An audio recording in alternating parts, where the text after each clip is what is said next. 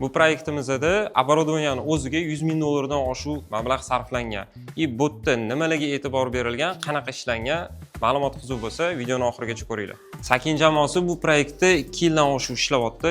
Bu proyektda biza 1300 dan oshuv пожарный датчик, 1000 tadan oshuv lokalniy set Wi-Fi, 500 taga yaqin kameralar bilan ishlayapmiz.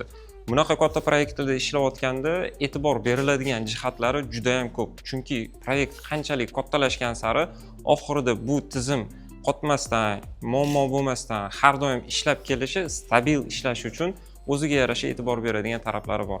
Bunaqa proyektlarda biz ishlaganimizdan keyin kelajakda bo'lishi mumkin, ya'ni ishga tushgandan keyin bo'lishi mumkin bo'lgan muammolarni oldini olib ishlaymiz.